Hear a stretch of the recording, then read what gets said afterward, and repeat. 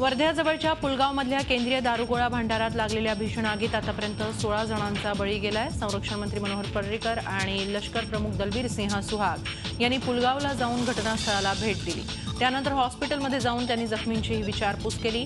Lieutenant colonel Ranveer Singh आणि major के मनोज या लष्करी अधिकाऱ्यांचा मृतांमध्ये समावेश आहे। रात्री 2च्या सुमारास लागलेल्या भीषण आगीनंतर आता आजूबाजूच्या परिसरातील 15 गावं रिकामी करण्यात आली आहेत। आगीनंतर दारुगोळा डेपोतल्या स्फोटामध्ये अनेक जवान जखमी झाले आहेत। जखमी जवानांपैकी अनेकांची प्रकृती गंभीर असल्याचंही पुढे येत आहे। आगीचं कारण अद्याप अस्पष्ट आहे। या प्रकरणाचा अहवालही मागवण्यात आलाय। 16 लोकांनी, त्याच्यामध्ये 2 ऑफिसर्स आहे, 1 जवान आहे, 13 फायर फायटिंग डिफेन्सचे, त्यांनी आपले प्राण आग पसरू नये म्हणून दिलेले आहेत। त्याच्यामुळे बाजूला असलेल्या 9 अन्य शेड्स आगीपासून बचावल्या। घोड्यापुढे गाडी ठेवू नका, लेट द इन्क्वायरी कंप्लीट। पण घातपाताची शक्यता, I am not ruling out anything, but possibility आर्मीच्या म्हणण्याप्रमाणे, इकडे असलेल्या एक्सपर्टच्या म्हणण्याने कमी आहे, शक्यता जवळजवळ नाही। जमीन घोटाळ्याच्या आरोपांमुळे अडचणीत आलेले महसूल मंत्री एकनाथ खडसेंनी आपल्या मतदारसंघाचा चक्क साध्या गाडीनं जाणं पसंत केलं। भुसावळ स्टेशनपासून त्यांनी लाल दिव्याच्या गाडीत बसणं टाळलं। विशेष म्हणजे कॅबिनेटच्या बैठकीला दांडी मारून त्यांनी मतदार करतायत आणि टिटव्या टिवटिव करतायत। मात्र मंत्रिमंडळच काय तर मंत्रिपद त्यागून संत मुक्ताईच्या चरणात लीन होण्याची तयारी खडसेंनी बोलून दाखवली आहे। जोपर्यंत संत मुक्ताईचा आशीर्वाद आहे तोपर्यंत कशाची चिंता करण्याची गरज नसल्याचा विश्वास त्यांनी व्यक्त केलाय।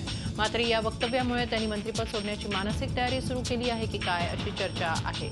भोसरी एमआयडीसीत पत्नीच्या नावे केलेली जमीन खरेदी खडसेंच्या चांगलीच अंगाशी येते। या भूखंड प्रकरणाची पक्षश्रेष्ठींनी गंभीर दखल घेतली आहे। आगामी मंत्रिमंडळ विस्तारात खडसेंचे पंख छाटण्यात येणार असल्याची चर्चाही आहे। त्यामुळेच खडसे नाराज असल्याचं बोललं जात आहे।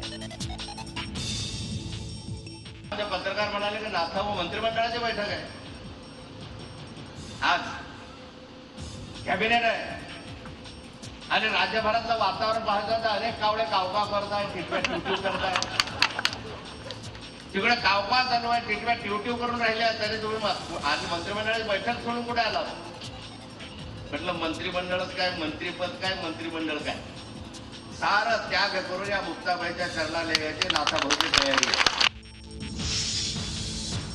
एकनाथ खडसेंच्या अडचणी आणखी वाढल्यात। खडसे दाऊद कथित कॉल प्रकरणी सायबर हॅकर मनीष भंगाळे यांनी हायकोर्टात खडसेंविरोधात याचिका दाखल केली आहे। खडसेंना आलेल्या फोन कॉल डिटेल्सची सीबीआय मार्फत चौकशी करावी अशी मागणी या याचिकेत करण्यात आली आहे। सबळ इलेक्ट्रॉनिक पुरावे असतानाही मुंबई पोलिसांनी खडसेंविरुद्ध कोणतीही कारवाई केली नसल्याचा आरोप मनीष भंगाळे यांनी केलाय।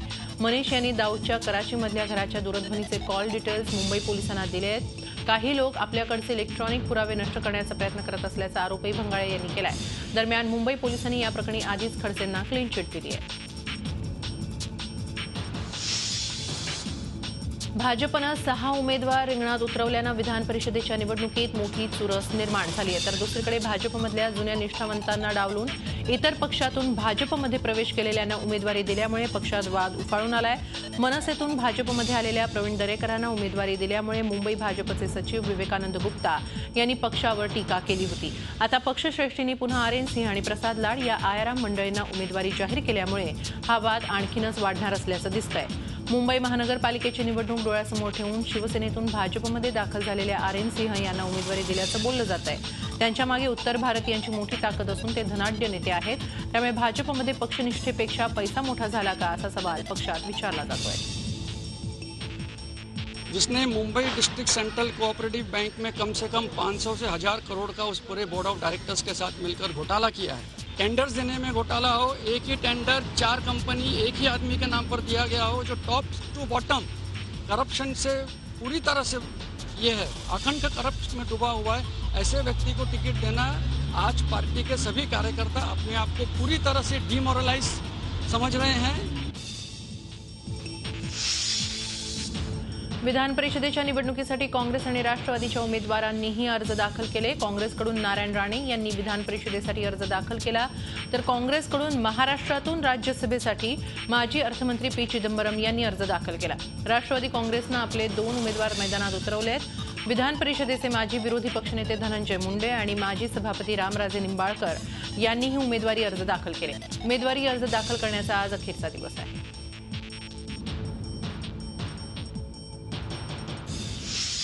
झी समूहाचे डॉक्टर सुभाष चंद्रा यांनी राज्यसभेसाठी हरियाणातून आपला उमेदवारी अर्ज दाखल केला. अपक्ष म्हणून सुभाष चंद्रा ही निवडणूक लढवणार आहेत. हरियाणामध्ये 2 जागांसाठी 11 जूनला निवडणूक होणार आहे. अर्ज भरण्याची आज शेवटची तारीख आहे. यावेळी त्यांच्याबरोबर सर्वच राजकीय पक्षांचे नेते उपस्थित होते.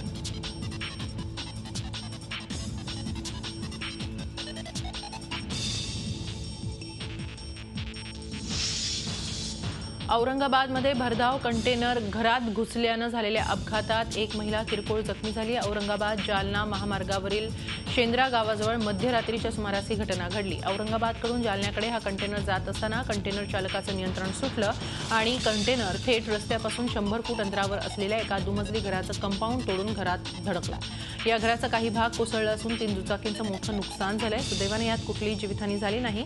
मात्र घरातील एक महिला किरकोळ जखमी झाली. दरम्यान ही घटना घडल्यानंतर कंटेनर चालक तत्काळ घटनास्थळावरून फरार झाला. या प्रकरणी घराचे मालक वाळू कचकुरे यांनी चिकलठाणा पोलीस ठाण्यामध्ये तक्रार दाखल केली असून पोलीस पुढील तपास करत आहेत. शेतकऱ्यांना कर्ज मिळत नसल्यानं आता शेतकरी आक्रमक झाले आहेत. औरंगाबादमध्ये महाराष्ट्र ग्रामीण बँकेच्या बाहेर शेतकऱ्यांनी बेमुदत धरणं आंदोलन सुरू केलंय. जोपर्यंत कर्ज मिळत नाही तोपर्यंत आता उठायचं नाही असा निर्धार शेतकऱ्यांनी केलाय. मात्र पेरणी आता तोंडावर आली आहे. या परिस्थितीत कर्ज मिळालं नाही तर शेतकऱ्यांचं कसं होणार हाच महत्त्वाचा प्रश्न आहे.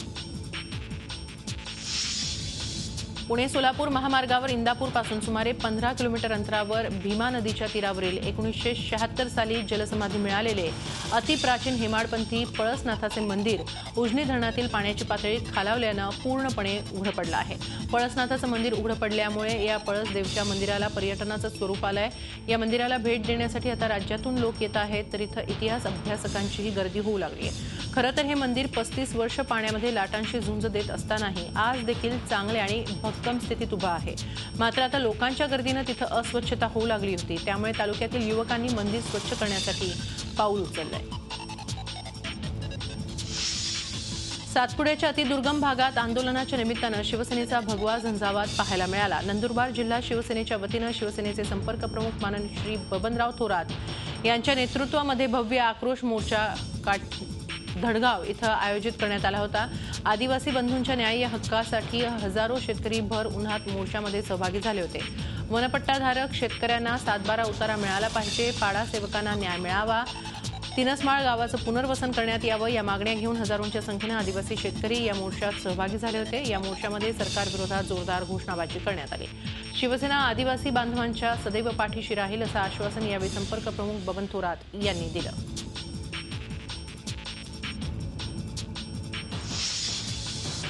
स्थानिक नागरिकांच्या सतर्कतेमुळे दुर्मिळ कासवांची तस्करी टळली. नाशिकच्या चेहडी बंधारा जवळच्या दारणा नदीत अनेक वर्षांपासून कासव वास्तव्यास आहे. मात्र सध्या पाण्याची पातळी कमी झाल्यानं तस्करांची नजर त्या कासवांवर गेली. 27 तारखेच्या रात्री काही तस्कर कासव चोरण्यासाठी आले होते. मात्र स्थानिक शेतकऱ्यांनी आरडाओरड केल्यानं तस्कर पळून गेले. मात्र 8 ते 10 कासव बचावले. यातील काही कासवांची किंमत ही कोट्यवधी रुपयांची असल्याचं समजतंय. वन विभागानं तक्रार दाखल केली असून तस्करांना कधी अटक होते याकडे नाशिककरांचं लक्ष लागलं. 28 तारखेपासून आजपर्यंत मी इथंच पारा करून आहे. कासवांची देखरेख करू राहिलो आणि आज नदीला पाणी नसताना त्यामुळे आम्ही ट्रॉलीमध्ये पाणी सोडून त्यांचे रक्षण करत होतो. आज नदीला पाणी आल्यामुळे आता आम्ही लगेच ताबडतोब जाऊन त्यांना सोडायचा प्रयत्न करत आहे नदीमध्ये. एसटी महामंडळाला अवैध प्रवासी वाहतुकीचा फटका मोठ्या प्रमाणात बसतो आहे. हा विळखा सोडवण्यासाठी आरटीओ तुरळक कारवाया करतं. मात्र अशा कारवाया केवळ कागदावर दिसतात. त्यामुळे महामंडळाचं उत्पन्न दिवसेंदिवस कमी होत आहे. आता ही अवैध वाहतूक रोखण्यासाठी शिवसेना रस्त्यावर उतरणार आहे. परिवहन मंत्र्यांनीच थेट शिवसैनिक कर्मचाऱ्यांना मैदानात उतरवलंय. शिवसेना आता राडा करून परिवहन दिनालाच आंदोलनाचा शुभमुहूर्त करणार आहे. शिवसेनेच्या आंदोलनानं तरी अवैध वाहतुकीला चाप लागणार का असा प्रश्न आहे. इंग्रजी माध्यमाच्या शाळांकडून विद्यार्थी आणि पालकांची शुल्कवाढीच्या नावाखाली लूट सुरूच आहे. दरवर्षी पालक मोर्चे आंदोलनं करतात. मात्र हाती काहीच लागत नाही. यंदाही शैक्षणिक वर्षाच्या सुरुवातीला शुल्कवाढीचा प्रस्ताव शाळांनी पुढे आणलाय. मात्र कायदा अंमलात आणूनही त्याचा प्रभाव अद्याप जाणवलेला नाही. नाशिक शहरातील अशोका युनिव्हर्सल स्कूलसह 3 ते 4 शाळांच्या बाबतीत प्राथमिक शिक्षण विभागाकडे तक्रारी दाखल झाल्या आहेत। पालकांनी मोर्चेही काढलेत, मात्र प्रशासनाकडून नोटीस बजावू, कारवाई करू या आश्वासनापलीकडे हाती काहीच पडत नाही।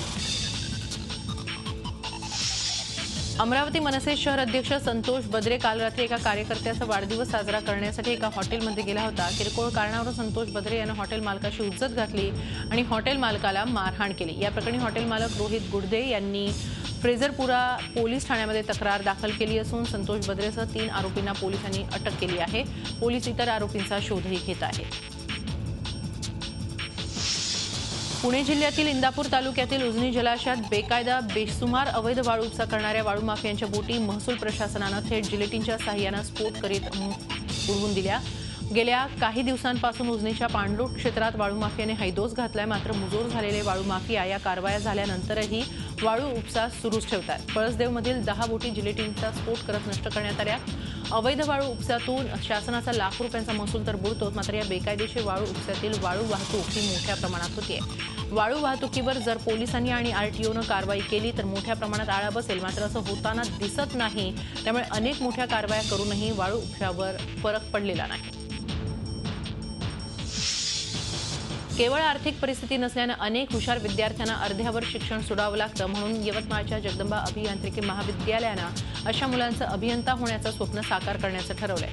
शेतकरी पुत्र, पाल्यांचे अपघाती निधन झालेलं मूल, वीज कोसळून मृत्यू झालेल्यांच्या हुशार मुलांना जगदंबा अभियांत्रिकी महाविद्यालयात मोफत प्रवेश देण्यात येणार असून त्यांच्या भोजन आणि निवासाची व्यवस्था देखील करण्यात येईल। 100 विद्यार्थ्यांच्या शिक्षणाची सोय जगदंबा अभियांत्रिकी महाविद्यालय करेल। त्यानंतर त्यांच्या उच्च शिक्षणाची देखील तजवीज केली जाईल। सफल शेतकरी पाल्य नक्कीच संकटातून मार्ग काढून नवा इतिहास घडवतील, हा या उपक्रमामागचा उद्देश आहे। रत्नागिरीजवळच्या नाटे गावात आज सकाळी तणावाचं वातावरण निर्माण झालं होतं। या गावातील 3 वाहनं अज्ञातांकडून जाळण्याचा प्रयत्न करण्यात आला। गाड्यांवर पेट्रोल टाकून तो जाळण्याचा प्रयत्न करण्यात आलेला आहे। या आगीत एक दुचाकी जळून खाक झाली तर रिक्षा आणि मारुती व्हॅनवर ओतलं गेलं होतं। ग्रामस्थ वेळेत पोहोचल्यानं या गाड्यांना आगीची झळ फारशी लागली नाही। आयलॉंग प्रकल्पाच्या जनसुनावणीच्या वादातून हा प्रकार घडल्याचा संशय व्यक्त केला जातोय। जाळण्यात आलेली गाडी ही विघ्नेश मोटार ट्रेनिंग स्कूलची आहे। या प्रकारानंतर व्यापाऱ्यांनी नाकेबंदीची हाक दिली। दिवसभर नाटे गावातील बाजारपेठा बंद ठेवण्यात आल्या होत्या। या प्रकरणी नाटे पोलीस स्थानकात तक्रार दाखल करण्यात आली, मात्र पोलिसांनी तक्रार दाखल करण्यास टाळाटाळ करत असल्यानं इथले ग्रामस्थ आक्रमक झाले होते।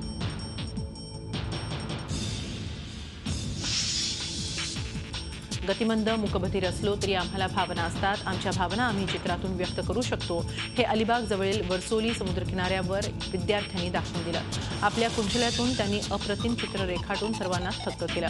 नटराज सांस्कृतिक सामाजिक संस्थेनं वर्सोली समुद्रकिनाऱ्यावरील सुरूच्या वनात चित्रकला महोत्सव आयोजित केला होता। या फेस्टिवलच्या निमित्तानं गतिमंद आणि मूकबधीर अंध मुलांचं कल्पनाविश्व समाजासमोर आणण्याचा प्रयत्न करण्यात आला।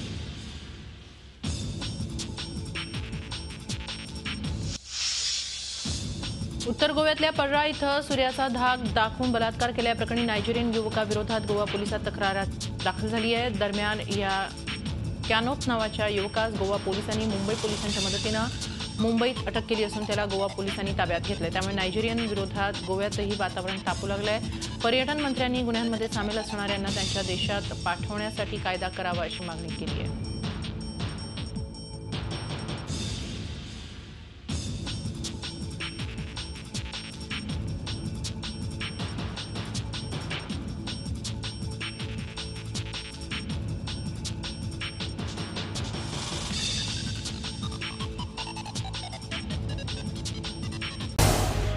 झी 24 तास रहा एक पाऊल पुढे।